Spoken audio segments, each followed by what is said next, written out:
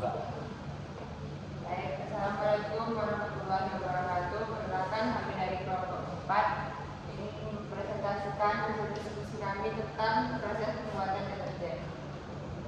Sebelumnya, perkenalkan, Saya Ibrahim. saya Rafi Jabri.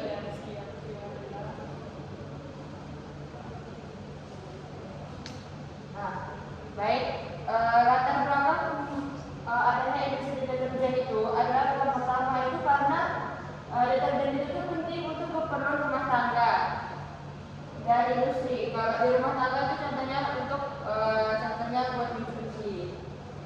Selanjutnya karena permintaan pasar meningkat, maka ada industri deterjen agar produk yang dihasilkan lebih banyak dan juga untuk membuka lapangan pekerjaan yang baru.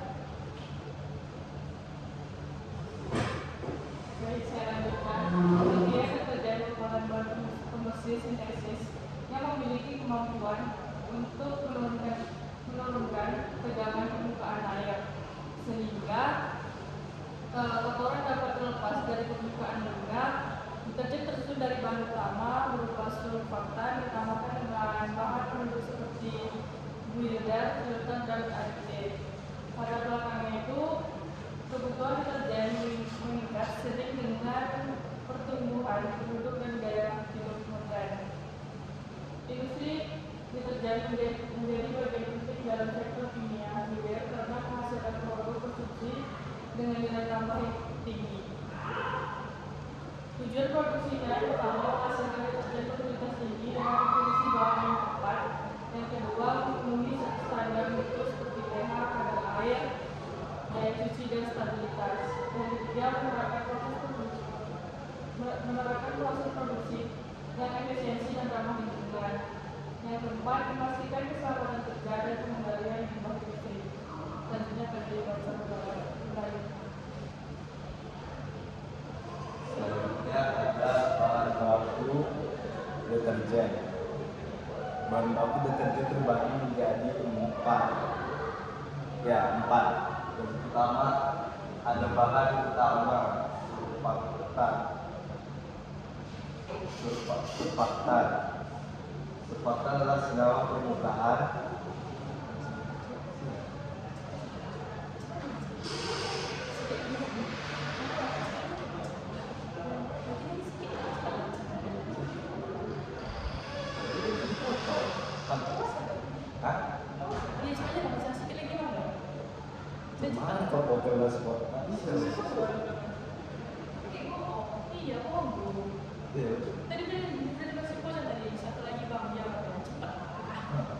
Yang pertama ada surfaktan, bahan utama surfaktan.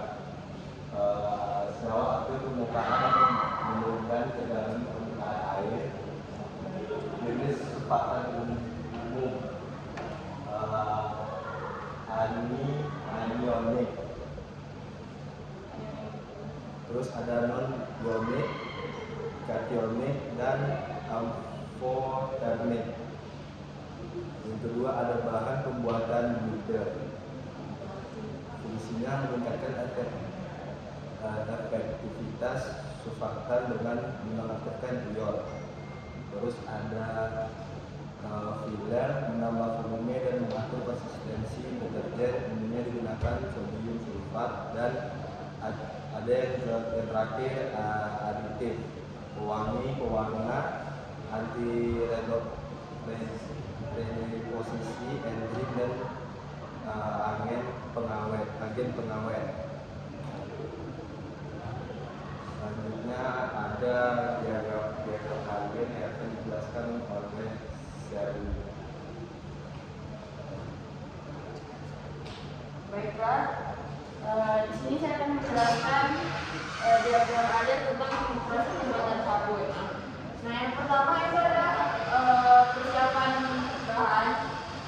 Lemak dan katalis itu dimasukkan ke dalam tangki pencampur. Nah, di sini biasanya lemak alami yang dari minyak nabati atau hewan dicampur dengan katalis agar reaksinya itu terjadi dengan cepat.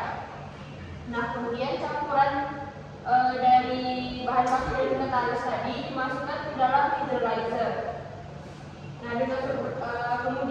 dari hidrolyzer itu terjadi reaksi hidrolisis antara lemak dengan air panas. Nah, produk keluaran itu berupa asam lemak dan gliserin. Yang mana asam lemaknya itu terletak di atas dan gliserinnya itu di fase bawah.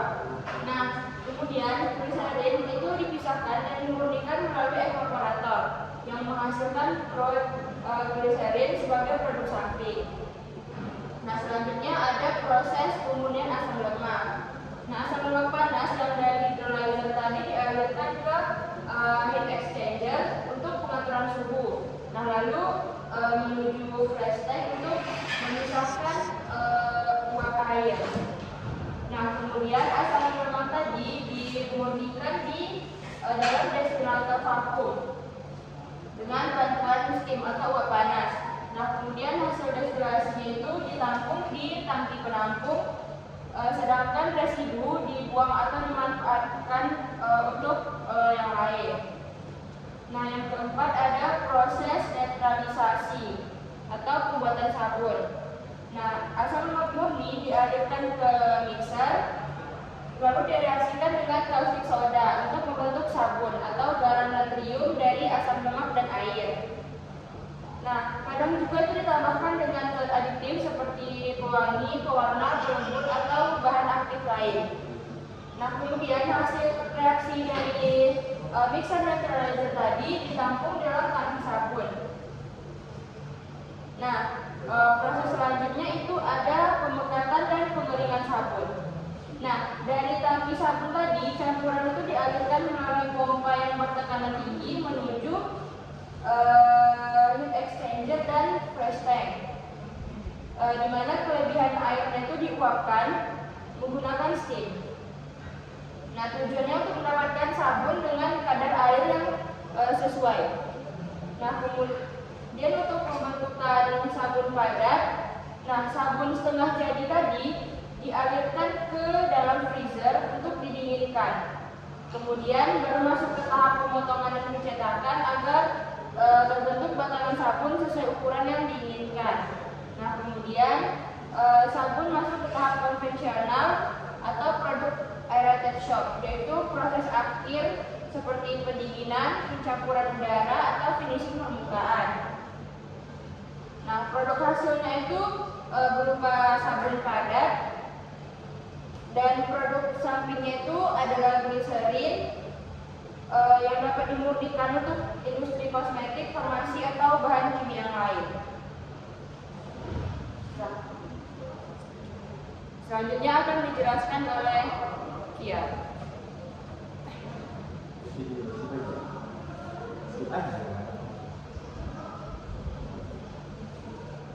Selanjutnya, proses pembuatan deterjen di industri. Yang pertama, persiapan bahan baku. Semua bahan itu ditimbang sesuai formula dan dimasukkan ke dalam sistem pencampurannya. Tahapan ini penting memastikan konsistensi produk akhir. Yang kedua, netralisasi. Asam sulfonat direaksikan dengan NaOH menghasilkan sodium linear alkibenzen sulfonat NaOH. Reaksi ini dilakukan dalam reaktor setel dengan pengadukan dan pendinginan. Yang ketiga itu ada mixing atau pencampuran. Surfaktan hasil netralisasi dicampur dengan buider, liner, air, dan bahan lainnya hingga homogen. Dapat menggunakan mixer industri atau ribbon blender. Suhu dijaga agar bahan tidak rusak. Yang keempat, paling atau pengeringan semprot. Campuran cair dipompa ke udara spray gel dan disemprotkan menjadi kabut halus ke udara panas 200-300 derajat Celcius. Yang kelima ada post-addition, penambahan aditif substitutif. Setelah pengeringan bahan yang tidak tahan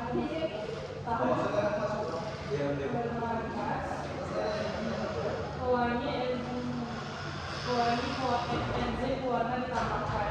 Yang keenam pengawasan packing deterjen dikemas menggunakan mesin otomatis ke dalam kantong plastik, kotak ataupun pouch. Tujuannya menjaga kualitas produk dan mencegah kontaminasi. Yang selanjutnya aspek lingkungan dan kaitannya keselamatan kerja. Gunakan alat pelindung diri, sarung tangan, masker. Hindari kontak langsung dengan bahan kimia korosif, NOH atau laksa. Pastikan ventilasi baik untuk mencegah paparan uap. Aspek lingkungan itu pengolahan limbah, cairan netralisasi, pH dan penggunaan sulfatan sisa.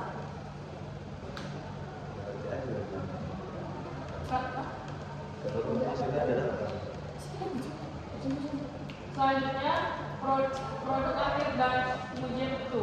Yang pertama sifat fisik produk itu warna putih atau sesuai warnanya, butiran dengan butiran homogen, pH netral sedikit basah 8-10, daya larut tingginya. Yang kedua uji kualitas umum itu pH larutan deterjen, kadar air, daya busa dan daya cuci.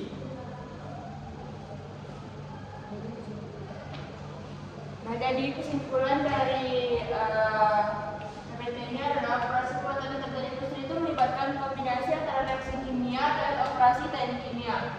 Nah, tahapan utamanya itu ada netralisasi, mixing, spreading, post edition, packaging. Pemilihan bahan dan penggunaan proses sangat mempengaruhi mutu produk akhir. Nah, penggunaan bahan yang ramah lingkungan dan sistem pembuangan limbah menjadi fokus industri modern. Nah, baiklah, mungkin cuman itu yang dapat kami sampaikan dari PPT kami. Jika ada kurang kami